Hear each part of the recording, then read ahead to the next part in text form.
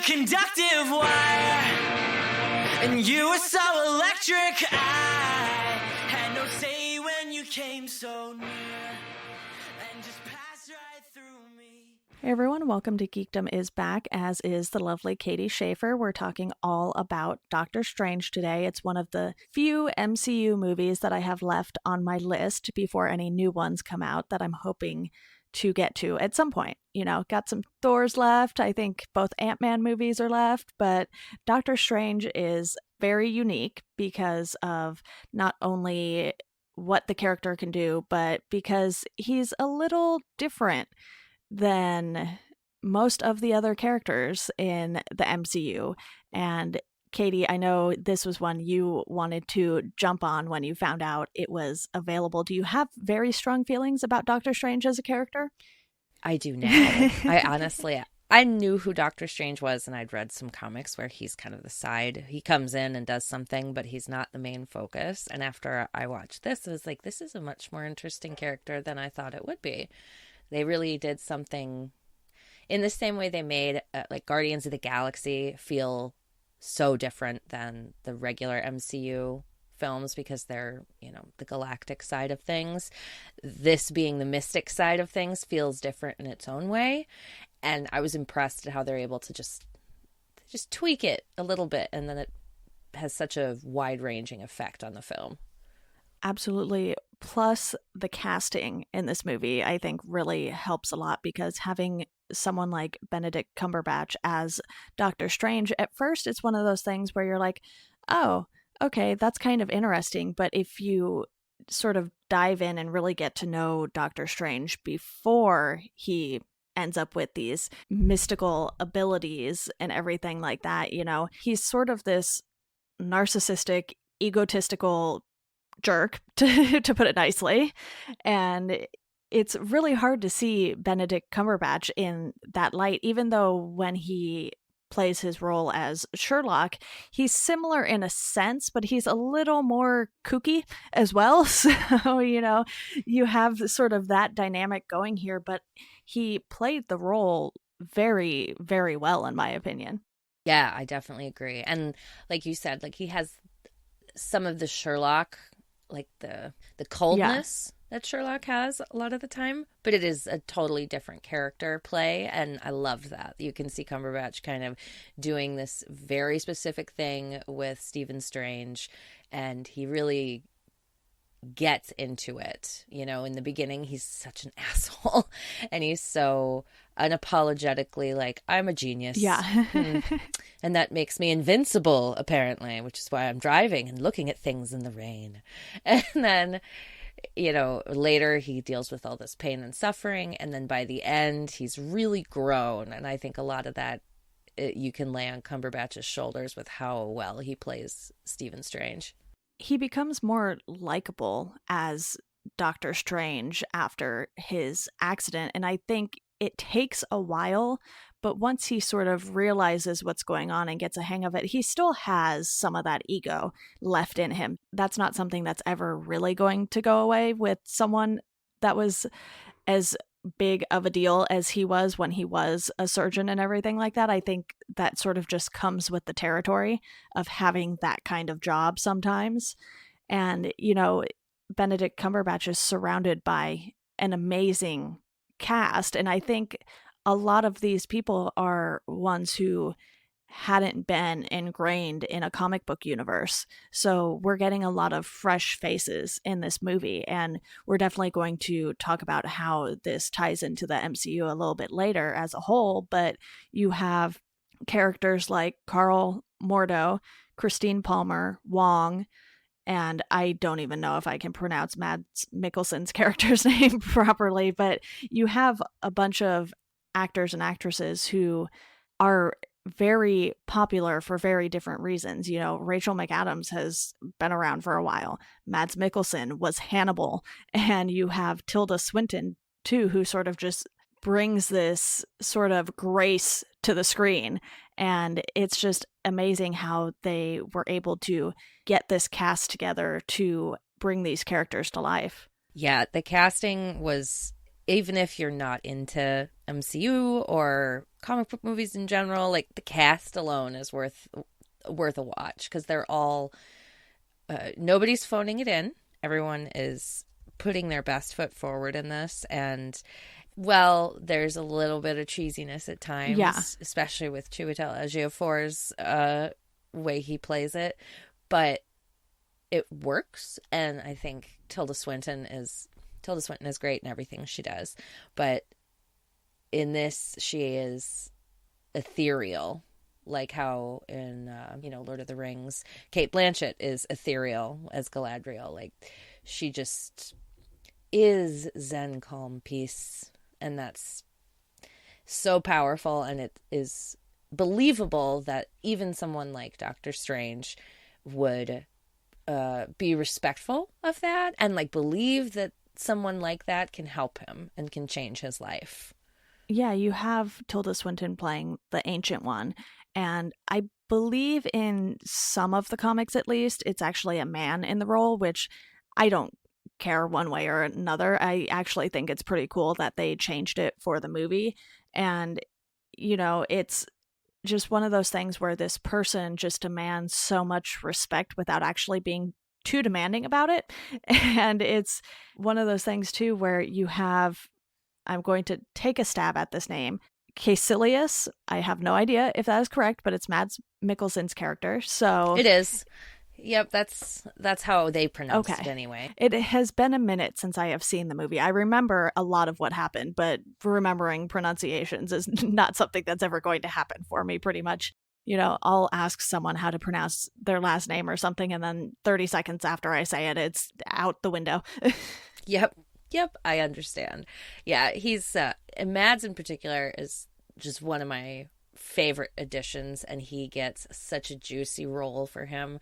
He is perfect at this weird, creepy believer, and it's fun to watch him on screen. Even though it all goes very, very wrong for him, it's still a delight to see it happen and unfold. Absolutely. With Christine Palmer, played by Rachel McAdams, too, in the comics, Christine Palmer is known as the night nurse, but because Rosario Dawson's character plays the night nurse in the Marvel Netflix shows, that's not necessarily spoken in those shows, but it's just implied the entire time. She's the one patching up all of the heroes and sort of the through line between a lot of those shows. And so it's interesting that they changed that in this movie as well, to have Christine Palmer just be a surgeon who is sort of on the same level as Doctor Strange, but not nearly as egotistical about it, clearly. And she eventually is a love interest for him. And even though there are some big changes from the comics with a few of these characters, I never felt like it was a hindrance to the movie. And I think that just is partially because of how strong the cast is. And like you said, it can be cheesy at times, but it's not overly done to the point where you're just turned off from what the movie is trying to do. And I think anyone who is a Marvel fan probably went into this movie knowing that it would be a little weirder, not in the same way that Guardians of the Galaxy was, but in a somewhat similar regard. It's like, okay, we're playing with magic, literally. So there's a lot of weird things that could happen, and we definitely see that. And, I think we can go ahead and talk a bit about the story now, too, because, this acts as an origin story, but it's not just an origin story. Yeah, this is definitely the best pulled off origin story I've seen in years, probably since the first Spider-Man with Tobey Maguire. That one does a great job of it. It's, kind of the original when it comes to how people think about those stories are told.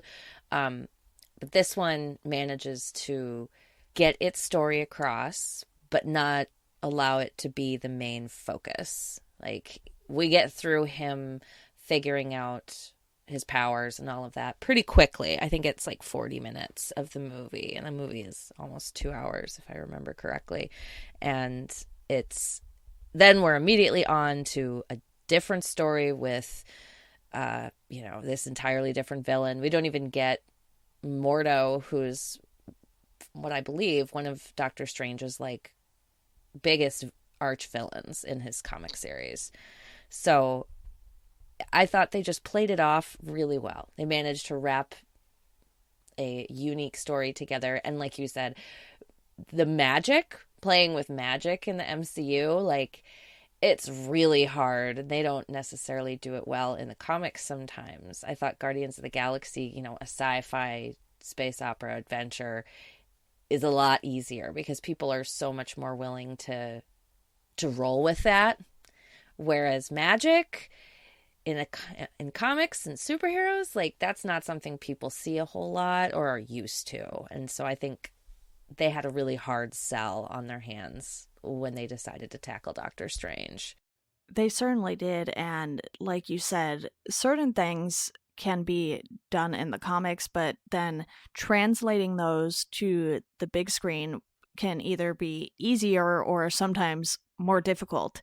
And I think you can put all of these weird things in comic books, and then when you go to try and bring it to life on the big screen, you're like, okay, thankfully graphics have come a very long way since these superhero movies and TV shows started, because you have things like Lou Ferrigno's Hulk that just does not look all that great. And you have something like Doctor Strange coming out, and right away that so much of this movie is going to consist of using visual effects, because how else are you going to reasonably display all of the magic that's happening in this movie and in this story? We have Doctor Strange getting in his accident, and we don't spend too much time with him before the accident. It's sort of just enough to really understand who he is as a person, which to get to that, you don't need a lot of time anyway. So I'm glad they kept that short.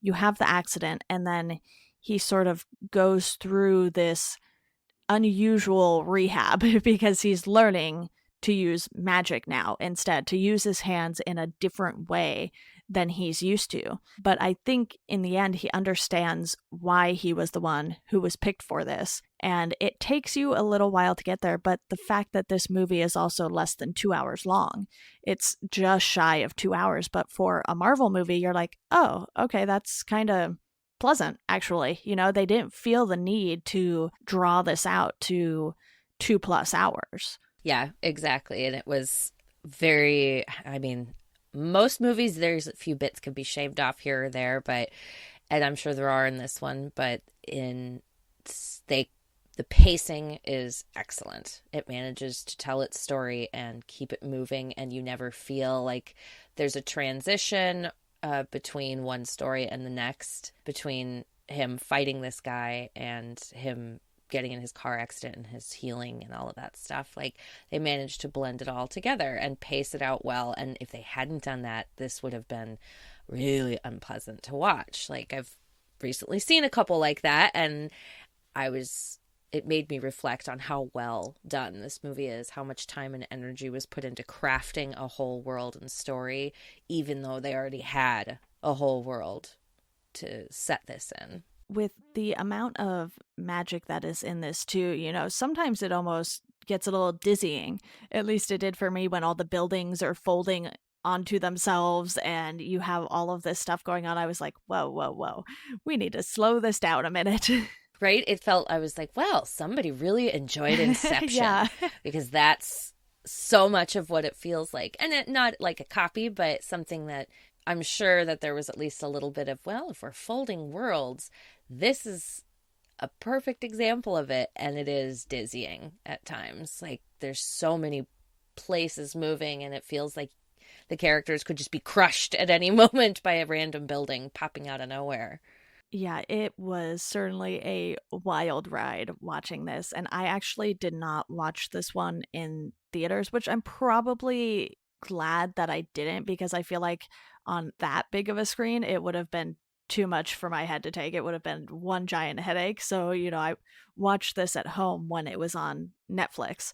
And it's weird because this was one of the movies I didn't feel compelled to go see in theaters. And it was weird feeling that way because I knew that I was going to be interested in the Doctor Strange character. And I've read a couple of Doctor Strange comics. Off the top of my head, the one that comes to mind right away is Doctor Strange the Oath. And I think that's one of the more popular ones. But I guess because it wasn't something that was immediately tying into the rest of the Marvel movies, I was like, oh, I can wait on that one. It's not a big deal. And, this came out in 2016, and it was basically the first year of me not having a job. So I was trying to save money and whatnot, and I wasn't going to the theater all that much anyway. But for you, was this something you had to go see in theaters, or did you watch it later like I did?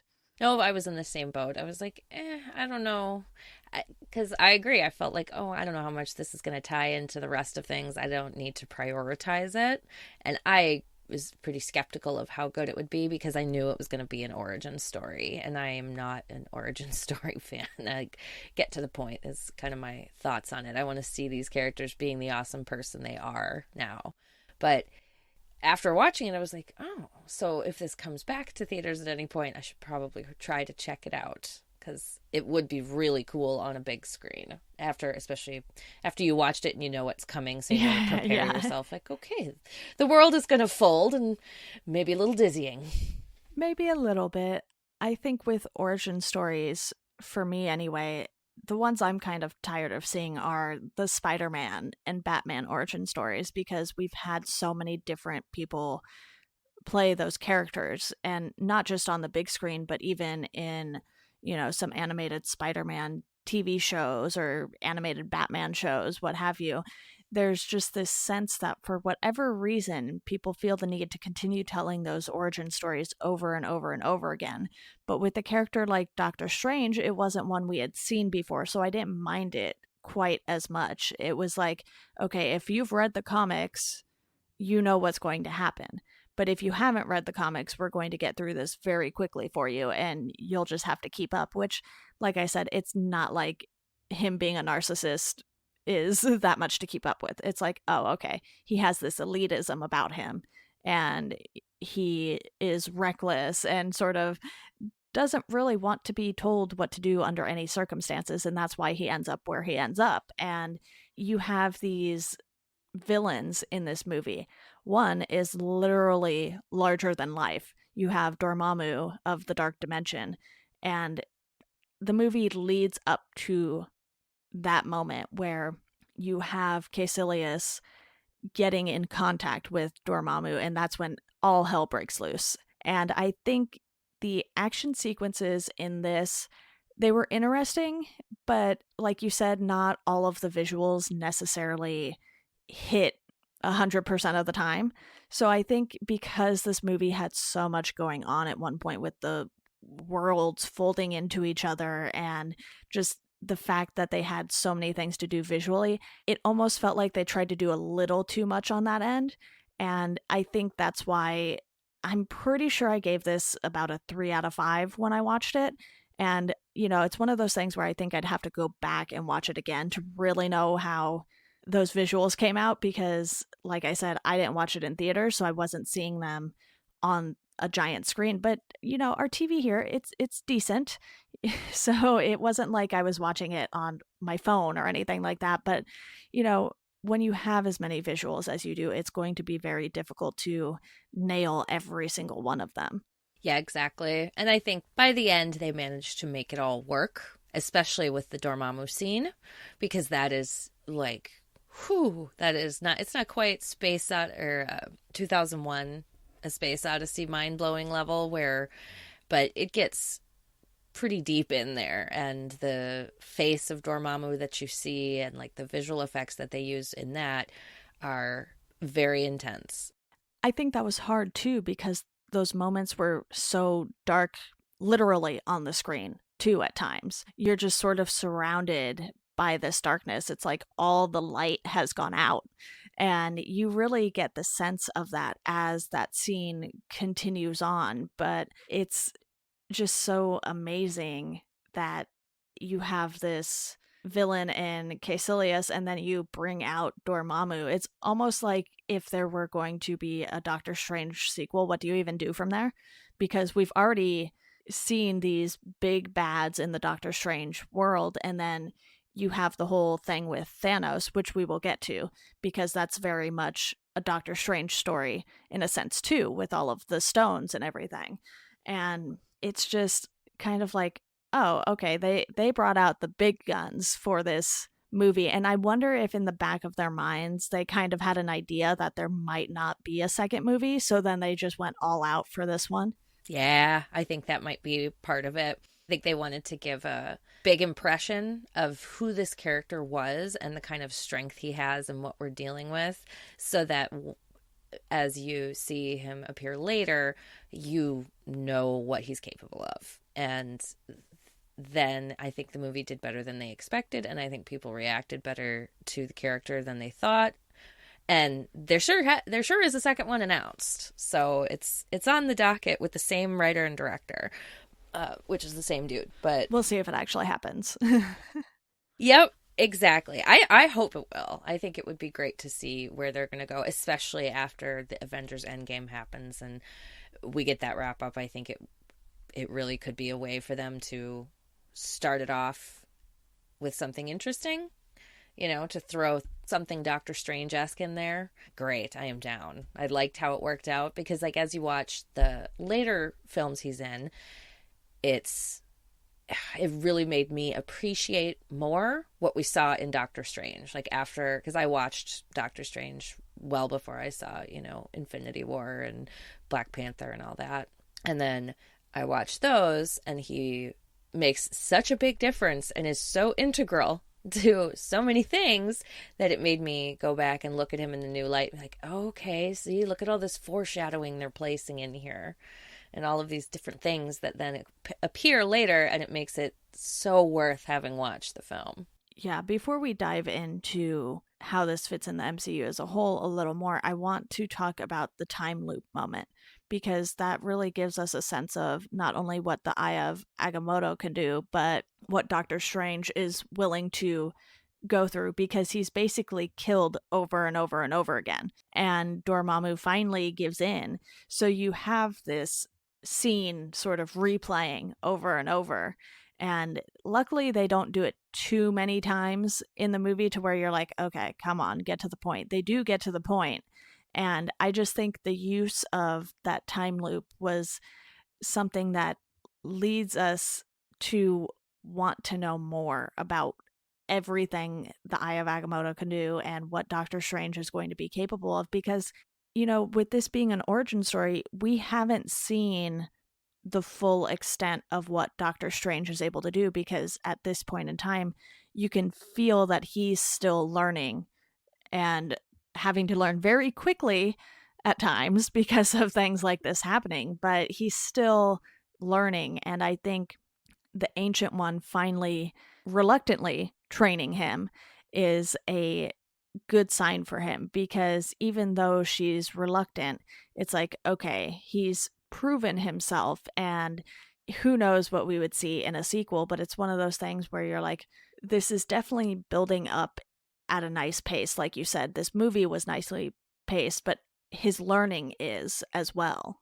Right, and he gets just enough so that when the shit hits the fan, as it were, he can kind of keep it going. He can trip along and run through it and make some stumbles here and there, but his determination and his unerring will, like the will of Doctor Strange, is a common theme that's played throughout the film. Like his will to be the best surgeon and find the most complicated cases and then heal these people, and his will to be the best and be known as the best, and then the healing and the learning and all of this, and then in the final climactic moment where he is willing to die as many times as it takes in order to save the world. Like, that's where the point where he proves he's actually a hero, even if he's kind of an arrogant jerk still, he's still heroic because that's what it takes, is the will to continue on even when everything seems completely hopeless. Plus, he saves the Earth without anyone really knowing about it, it seems, because this is a solo movie for Doctor Strange. It isn't until the mid-credits scene where we see some of the other characters who we are already familiar with. And is there anything else you want to bring up about the story or visuals before we do dive into the mid-credits and post-credits scenes? I do want to say that I thought the use of Wong, Yes. how they bring that character in and how he plays such a big role in it.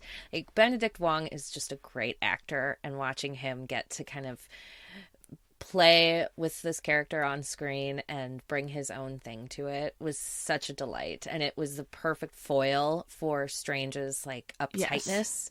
Is Wong's like, it's all good, man. You're fine. Just relax. You just need to relax, though. He's very grounded in comparison to Doctor Strange, and I think that's something that helps him a lot. And we see it later on in Infinity War, how that sort of relationship evolves between the two of them. Yes. And he's such a great addition because it keeps the story from being far too over dramatic, or, you know, there's Wong there. Wong cracking a joke, reminding him that this is what we're doing. But he's seen as no less heroic or capable just because of those things. Yeah. So I really liked him, and I really wanted to mention his really great performance in this. Yeah, that's something that I'm hoping we do get to see more of, whether it's in a sequel or just in the MCU in general. But the mid-credits scene is where we see Thor and Loki. They are looking for their father, and Doctor Strange decides to help them, which we then get, you know, some fun moments in Thor Ragnarok. So that sort of leads you to what's coming next. Yes, and how he and Thor interact. Like that's probably one of my favorite post-credit scenes that they've done, because it's just, and it mixes what came with Thor Ragnarok with Taika Waititi's style with Scott Derrickson's style really well. And so it's like two separate worlds kind of gently touching, and it works. And Loki's always fun to watch get harassed. Oh God, I've been falling for 30 minutes. It's a very nice little preview of what's to come, but then you have the post-credit scene with Mordo confronting Pangborn, who is a paraplegic, and he learned how to heal himself using the mystic arts, and he was played by Benjamin Bratt. He doesn't have a huge role, but it's one that's sort of just important enough to bring back, and you have Mordo stealing the mystical energy from him, and he says that there are too many sorcerers on Earth. So that sort of keeps the Doctor Strange world alive. It feels like if we're going to see someone again in Doctor Strange's universe, it's going to be Mordo, but obviously we'll have to wait and see what happens with Thanos first. Yep, I think that's probably where, if we get it, Doctor Strange 2 will go.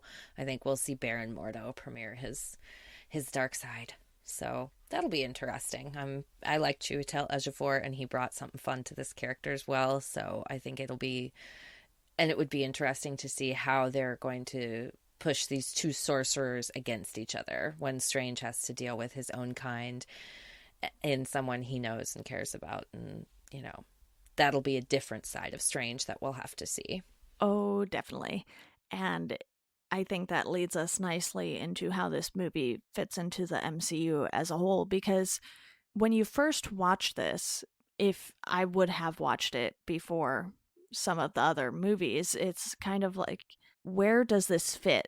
You know, it's like, okay, we got a Doctor Strange origin story, obviously because he's going to be important at some point, but even in Thor Ragnarok, it's more of these sort of little gag scenes that we see him in. And it isn't until Infinity War where we're like, oh, okay, but there are quite a few movies between this and 2016 and Infinity War last year. So you're getting these things, and he didn't really, if I'm not mistaken, we didn't really see much of Doctor Strange before this. It wasn't like Spider-Man or Black Panther, who were introduced in Civil War and then given their own movies. Yes. I think there might be references to him in a post-credits scene or two. But other than that, like, he seems, which feels accurate to the world of the Marvel Comics, is that, like, the mystic art side of things, like how Guardians of the Galaxy, the galactic side of things, is kind of in its own separate place. Feels like the mystic arts are too, because, like, Tony Stark has no idea who this guy is, but he obviously has some connections because he knows Thor's dad, Odin. So he knows Odin, and he's able to help them find him. So it leaves the door open that there's more Strange in the world than we know of, but the typical heroes that we think of, they don't know him. Maybe even Nick Fury doesn't know who he is. That I don't think that's ever established if Fury knows about the mystic arts, at least in the movies. It'll be interesting to see if anything about that comes up in Endgame as well. But from what I'm seeing on IMDb, Benedict Cumberbatch has only been in the 3 movies so far, and soon to be 4 with Endgame. Yeah, with Endgame coming soon. At least I think he's not listed in it, which is weird. He's listed in Infinity War, and then it says Doctor Strange 2 is announced, but there's nothing about Endgame. So, we'll see. Oh, yeah. Well, and you never know. With IMDb, you never know how they're going to sell it, because they might say, like, no, we're not going to list anybody except people who we absolutely have to. Yeah, it's like you can't not list Chris Evans when he's been in the trailers. It's like, okay, right. all right, we'll let you have a pass. It's a who's coming back, it's that kind of thing, I think. So we'll see. But obviously Strange has to come back. He has to make an appearance because of the time stone. Right. So, and it's his freaking time stone, as it were. He's the one who keeps track of it. So he better come back, is all I'm saying. I need to see some Cumberbatch. I can't imagine he wouldn't. That would be a very weird thing for the MCU to do, because it feels like Doctor Strange, Tom Holland's Spider-Man, Black Panther, they were all introduced at the same time, or at least during the same year. So you have phase. They're like the same phase of the MCU, I think. Wasn't Civil War also in 2016? I could be off on that, but I think they were literally in the same year too. Civil War was earlier that year, and then Doctor Strange came out in the fall. So you have these new characters who could be the future of the MCU pretty much. Yeah, I think that's where they're going. I think that my theories in regards to Endgame is that the ones who are alive now, their time, except for, Black Widow probably, and a couple of the lesser characters, but the big daddies, Chris Evans, Captain America, Tony, like, their time is past. And now it's time for the new group of Avengers to step forward. And I think Doctor Strange, Black Panther, and Spidey are kind of the new focuses of the team, like how now it's Cap, Tony Stark, and Hulk. Yes. But we'll see if Hulk sticks around. I hope so. But I don't think he's never really a huge player in the game. He's always kind of on the side doing what he can. Yeah. And I really feel like Hawkeye is pretty much done after Endgame too. So you have a lot of these characters where we're going to be cycling a bunch of these heroes out soon. And it's one of those things where it's kind of hard because we've spent 10 years with some of these characters. And you're like, but we don't really want you to go. I understand why you have to. And I feel like, Doctor Strange, the movie itself, had some mixed reviews, and that kind of goes for pretty much every movie, I feel like, especially superhero movies, unless said movie is Into the Yeah. Spider-Verse, which it seems like almost everyone can agree on. But I just feel like Yes. diving into the comics and announcing things after Endgame, it'll be very interesting to see which characters they choose to stick with because, you know, for me personally, I'd love to see a live action Miles Morales pop up in the future because even though Holland's Spider-Man isn't the right age right now, they've played with that before in the current Disney XD Spider-Man show. They have Peter Parker, Miles Morales, and Gwen Stacy all the same age going to the same school. So you have these things where you can sort of play with it a little bit. And I think that's obviously way easier to do in a children's show than it is to do in the MCU. Yeah. But as Holland's Spider-Man starts to age, maybe through this next phase or two, they can work their way into introducing Miles. They've actually already started doing that by introducing his uncle in Homecoming. So it's like, all right, I see what you're doing here. Yep. I was just thinking that. And he's made mention of. He mentions my nephew lives in this neighborhood. And that's, and like in theaters, I'm going, ooh, he's talking about Miles. Like, and what a great choice to have, you know, Childish Gambino as Aaron, you know, his uncle at the Prowler. Like that'll be interesting. Like there's so many different routes they can go with this. And I think, like you said, superhero movies, it's real hard to get general consensus on anything about them, regardless of how good or bad you think they are. And I think they always have a bigger battle to fight when it's a character that isn't very well known in general audiences. I think they're going to have the same fight with Captain Marvel because she's not like a top of the line superhero. She isn't one of the 5 or 6 that everybody knows. She's not even like Fantastic Four level well known, I would say. And Doctor Strange was the same. Like you have to get people. And he still kind of is the same in a sense too, because even though he was in Infinity War and you can understand the importance of him, it almost felt like I didn't really care too much about what happened to Doctor Strange, which is sad to say, but you were so consumed with, you know, the Tony and Peter relationship, especially since that was the group we had. It was Tony, Peter, and Doctor Strange at first, and then you have some members of Guardians showing up and everything like that to just make things a little more difficult at times. But it was one of those things where I enjoyed the Doctor Strange movie, but I can't really put my finger on what they would do with him going forward aside from a solo movie again. And I think that kind of sucks in a sense because he's a very interesting character, but he's not Peter Parker. And I think they're really going to lean into that if Sony will let them and really just sort of there's the question. Hang their hat on using Spider-Man to build up this new era of the MCU. And, you know, they have announced some things. I believe they announced the Eternals, and things are definitely going to get very weird. So maybe there is going to be a place for a character like Doctor Strange, but at this very moment in time, it's really hard to tell because while we think we know what's going to happen in Endgame, they're probably going to do something we aren't expecting, because I think that's the only way you can really convince fans that these last now going on 11 years have been worth it. Right. I agree. And I think they're bringing the Skrulls into things in Captain Marvel, and that is a huge threat. And I have my suspicions that will at least be, you know, a big part of it going forward.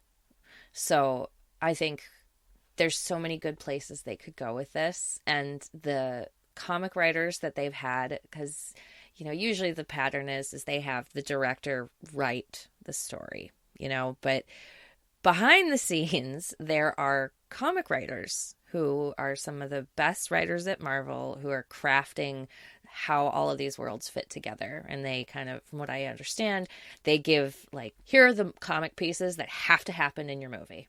Now, you can figure out the dialogue and the rest, but these specific scenes have to be in play in order for us to link everything together really well. And they have done such a good job of that as someone who's read several series of comics, where, you've got some Batman, some Nightwing, some Teen Titans, some whatever, and they're all telling this same intricate story. That's what it feels like they're doing with MCU. And so I'm hoping they continue that in their next, whatever their next plan is, and so that they can bring in more characters like Doctor Strange and hopefully keep them the more unique and interesting ones around, so it isn't just Spidey and Venom and all of that, which I'd love to see that Venom get introduced to the MCU. Could you imagine? That would be something for sure. And I'm going to just quickly say a spoiler warning here because I want to briefly discuss the cast that is going to be in Endgame. I know some people don't like hearing anything about these movies before they come out. I know people who won't even watch the trailers or anything. So we're going to start talking about the Avengers Endgame cast. And if you don't want to hear about it, this is pretty much going to be the end of the podcast. So feel free to just go to the end at this point. Yep, ride that skip button, folks. But I did mention earlier that he wasn't listed, and I don't think that's a spoiler. Someone not being listed can't really count as a spoiler, I don't think. Right, because again, it could be a front, right, or it could not be. It's really hard to tell in these situations. But they have Wong and the Ancient One listed as being in Endgame. So I feel like that's a good indication that we'll have to see something happen in the Doctor Strange universe. And I don't know if you remember the kid from Iron Man 2, I want to say. It was 2 or 3, but it was the kid that Tony Stark sort of has this connection with when his suit fails and he lands in like the middle of Tennessee.